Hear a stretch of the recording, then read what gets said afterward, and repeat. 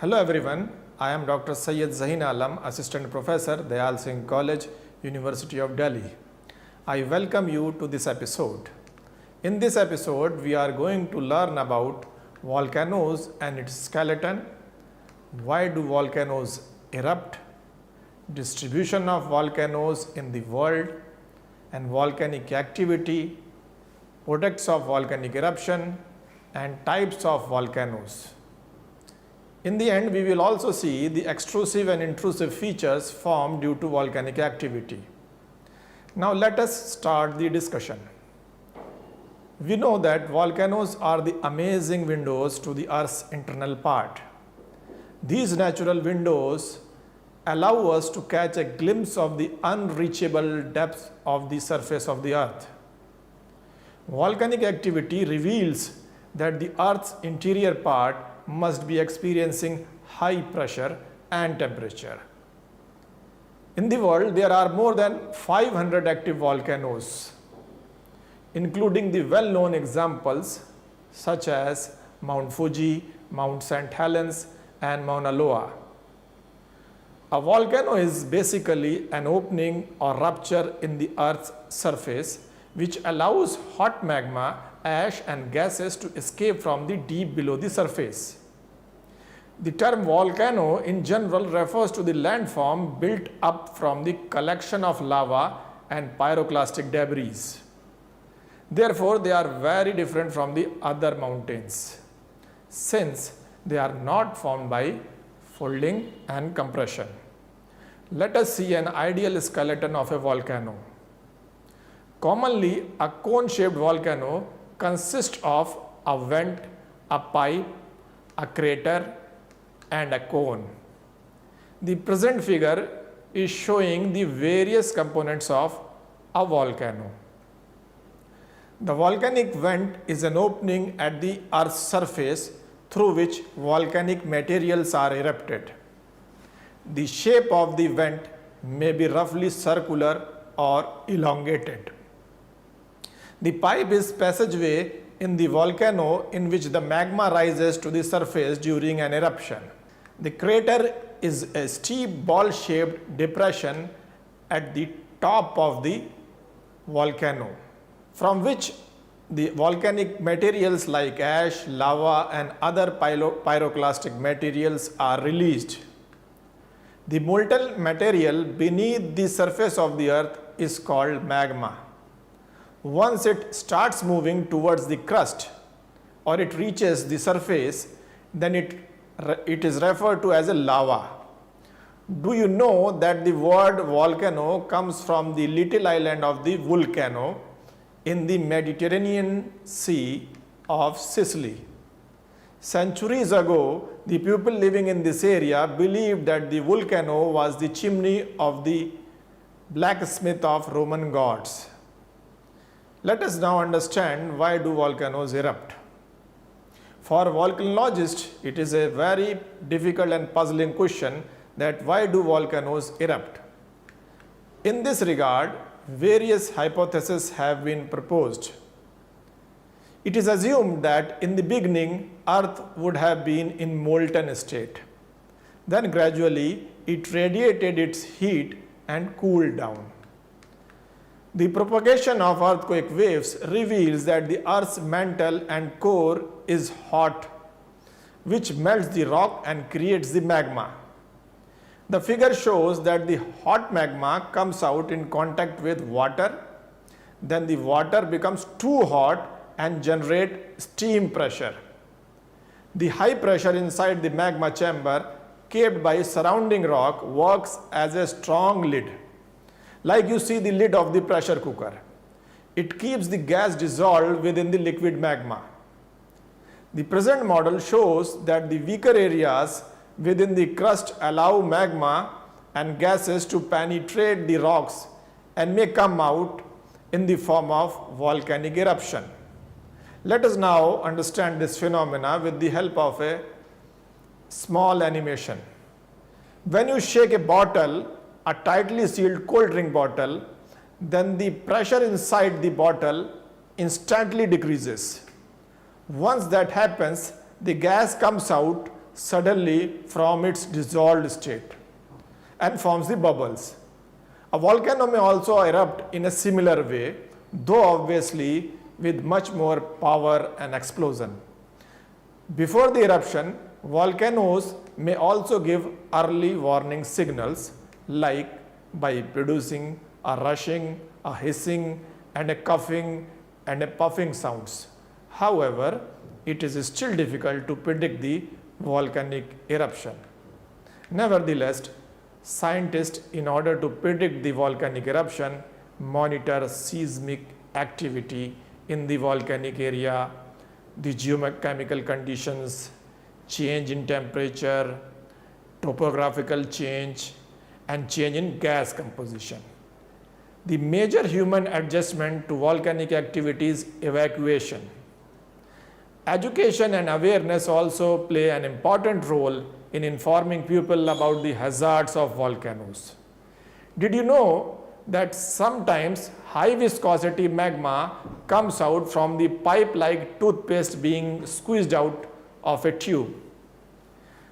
The volcanologists sometimes use the term toothpaste lava to denote this eruption. Let us now explore the distribution of volcanoes and volcanic activity around the world. Most of the world's volcanoes and volcanic activity can be sited along the plate boundaries. The distribution can be classified in one of the following tectonic settings. The number one is the subduction zones in the circum-Pacific belt. The zone where one plate goes down under the other due to density difference are the sites of the world's most active and explosive volcanoes. The present figure shows that the oceanic plate having higher density is subducted under the continental crust. The subducted slab melts under the increasing pressure and temperature to produce magma, which comes out through the andesitic chain of volcanoes. These volcanoes are mainly situated on the continental side of the basically trenches. The present map portrays that the so-called Pacific Ring of Fire is the collection of volcanoes bordering the Pacific Ocean. This zone is in fact a ring of subduction zone. It includes some of the deadliest volcanoes known, such as Pinatubo and Mount St. Helens. The figure demonstrates that it starts from the Andean region of South America and extends northwards Central America, Mexico, Western USA, and Canada to Alaska. From Alaska, it extends through Aleutian Islands towards the islands of the eastern coast of Asia and passes through Kamchatka, the Kuril Islands, the Japan, the Philippines, and further south to the New Guinea. Then Solomon Islands, New Zealand, and Antarctica. The volcanic belt of the Indian Ocean, which passes through Andamans, Sumatra, Java, Sunda, and Burma, meets the Pacific belt near the Malacca Island. The second important volcanic zone covers the divergent plate boundary. It incorporates the volcanoes of the mid-Atlantic ridge and the volcanoes found over the continents. The present map is showing a divergent boundary. It is actually a linear feature which exists between two tectonic plates that are moving away from each other. For example, the mid-Atlantic ridge separates the North and South American plate from the Eurasian and African plate. This animation is showing that this pulling apart is causing sea floor spreading, in which volcanic material is added to the oceanic plate. These spreading sites are the common sites of the basaltic lava eruption. On the whole, sea floor spreading is basically volcanic, but it is a very slow and regular process, generally without any explosive activity. In this area, magma rises through the cracks and leaks out onto the ocean floor like a long, thin undersea volcano. As magma meets the water, it cools down and solidifies. This process along the divergent boundary has created longest topographic feature in form of mid-oceanic ridges, which is situated under the oceans of the world. Most of this activity is out of sight under the oceans, which is less hazardous to the pupil. This map is showing the divergent zone with fissure type of volcanic eruption over the continents in the East African Rift Valley. This belt extends from Ethiopia to Tanzania. The Kilimanjaro in Tanzania is well-known example of this belt. The third important volcanic region is characterized by intraplate oceanic volcanism. It includes Hawaiian chain and other oceanic seamounts. This intraplate oceanic volcanism can be represented by a single oceanic volcano or lines of volcanoes such as Hawaiian Emperor Seamount chains of the Pacific Ocean. They are also popular as hotspots and are created within the tectonic plates instead of plate margins. The map is showing that the Hawaiian volcanoes are located well within the plate, that is Pacific plate, rather than near the plate boundary. The last volcanic belt is known as Mid-Continental Belt and volcanoes of the Mediterranean region. This belt is extended from the Mediterranean Alps to the Himalayan region. Most often visited active volcanoes are found in this belt. Vesuvius and Stromboli are well-known examples of this belt. Mount Etna in Sicily is the largest volcano of the whole Europe. Its frequent eruption often attract visitors. Now let us discuss the products of volcanic eruption. The products of volcanic eruption may be in the form of gas, solid and liquid. Let us see each one of them one by one. The number one is in the form of gases. It is assumed that interactions between the gases present in the molten magma increases pressure and heat, which causes explosive activity. Therefore, most of the explosive eruptions are probably the consequence of gas-rich magmas. Major part of the gases consist of hydrogen, carbon, oxygen, sulfur and nitrogen. The hydrogen is largely present as water. Volcanoes can also emit methane and ammonia, but in trace amounts. They also have an important effect on regional and global environment and may release greenhouse gases to the atmosphere. Do you know that volcanologists also use a typical gas mask near the volcanoes to save their own life from the hazardous effect of the volcanic gases? The volcanic products may be in form of solid. When fragments are blown out by explosive eruptions, solid materials are ejected. They are generally known as pyroclastic materials or simply pyroclasts. The term pyro means fire and the term clast means fragment. The term tephra covers all the pyroclastic debris that collect through vertical airfall. The finest of these is the dust, which can remain suspended in the air for a long time and can travel a long distances. The size of the pyroclast may be less than 2 millimeters to pieces that weigh several tons. This horizontal bar diagram is showing different types of solid material which comes out from the volcanoes. The smallest is the very fine dust and sand-sized volcanic ash that is 2 millimeters across. If the ash is found in compact form, it is known as volcanic tuffs.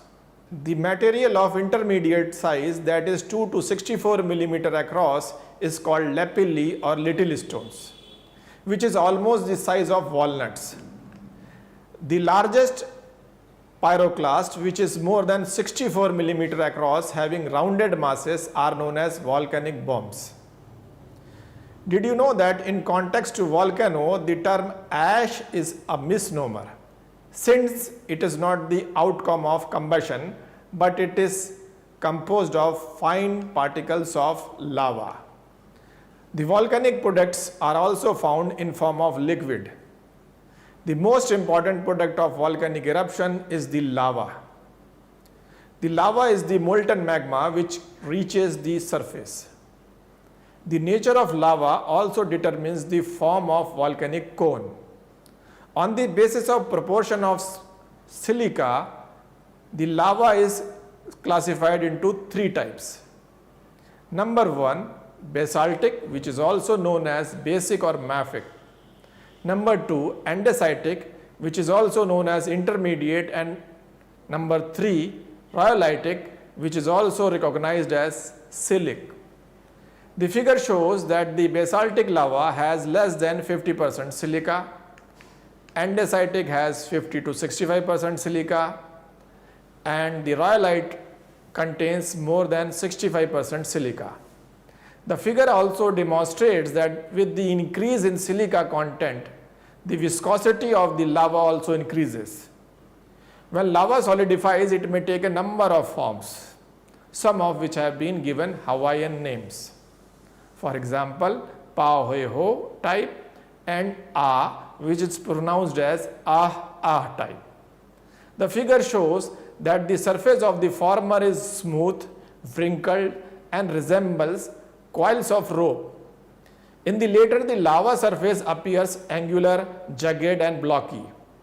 The type of lava is the result of gases escaping violently within the lava and the effect of the drag. The draining of lava from beneath the solidified crust may give shape to a lava tunnel and lava caves. With this background, now let us see the different types of volcanoes. Volcanologists have developed many schemes to categorize volcanoes into various types. They can be classified on the basis of periodicity of eruption and the nature of eruption and the shape and morphology of the volcanoes. The most popular classification is based on periodicity of eruption, that is active, dormant, and dead volcano. An active volcano is generally considered active if it has erupted within recent history. It is generally recorded as active so long as magma reservoir is present. The map is showing the sites of the recently active volcanoes of the world. It can be observed from the map that most of them are located in so-called Pacific Ring of Fire, which we have already discussed. Mount St. Helens in Cascade Range of United States is a well-known example of this category. The catastrophic eruption of Mount St. Helens on May 18, 1980 caused significant loss of life and property. When the volcano has not erupted in the recent times but is fresh looking, is regarded as dormant. A volcano can be dormant when it exhibits no indication of future eruption, but they may erupt suddenly and violently, causing enormous damage to life and property. Vesuvius volcano is a classic example of this category. It erupted in 79 AD and destroyed the Roman cities of Pompeii and Herculaneum. It again erupted in the year 1631 AD. The frequency of eruption again increased during the 19th century. The third volcano in this category is the extinct volcano. A volcano is considered as extinct when it has no recent eruptive history. Impact of erosion can also be seen on this type of volcano. It is assumed that they are unlikely to erupt again. In this category, the well-known example is the Arthur's Seat in Scotland.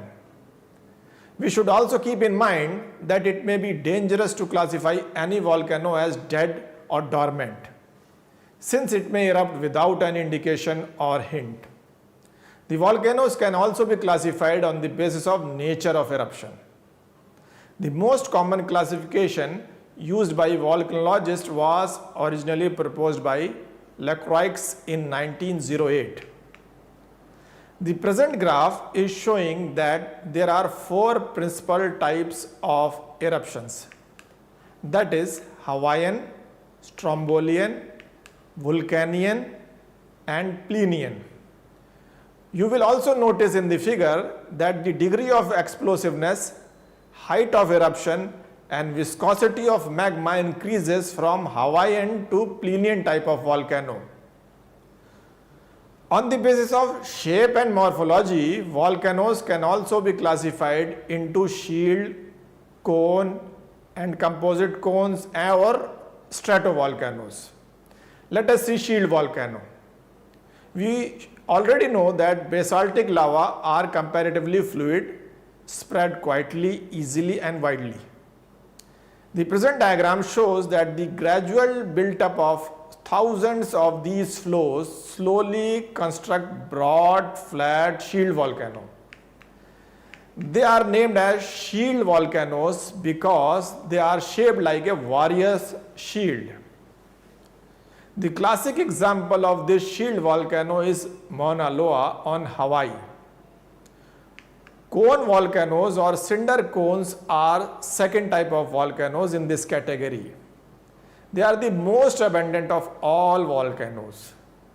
Some cones consisting mostly of pyroclastic debris, each having a single vent, are called cinder cones. When pyroclastic fragments fall and accumulate close to the vent, they may pile up to form a very symmetric cinder cone.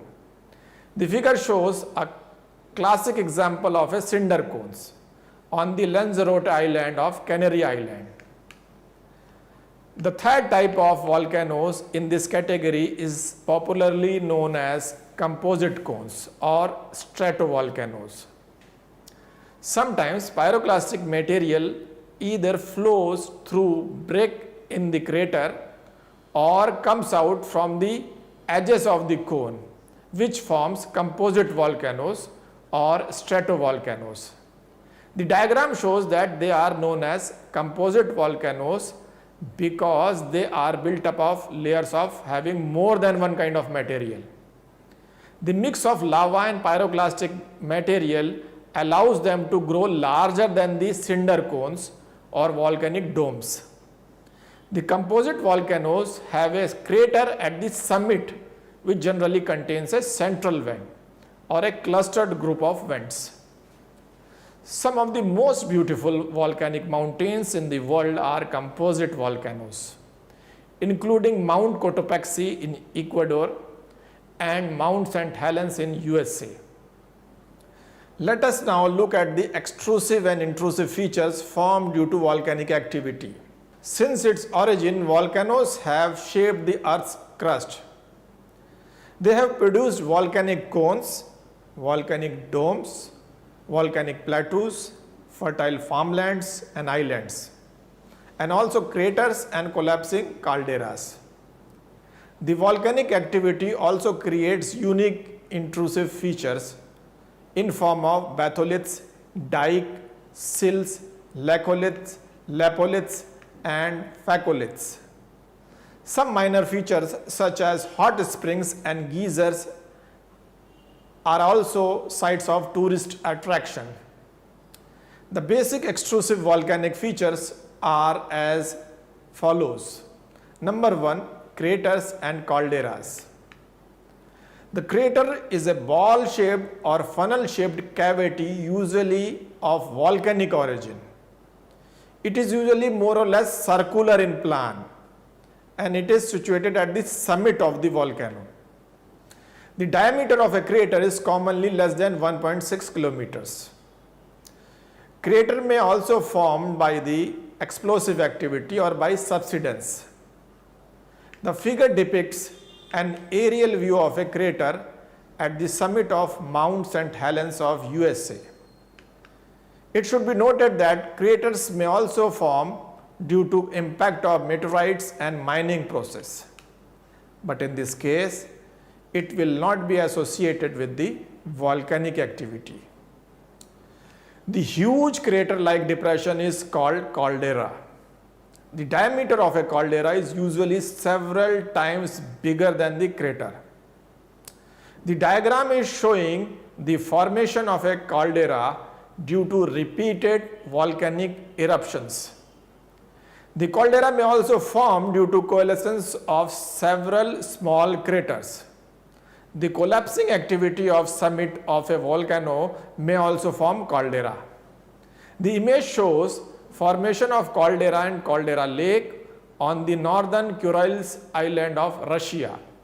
It also exhibits that the roof of the former volcano has collapsed and created a caldera in which a younger volcano starts to form from the old vent within the caldera lake.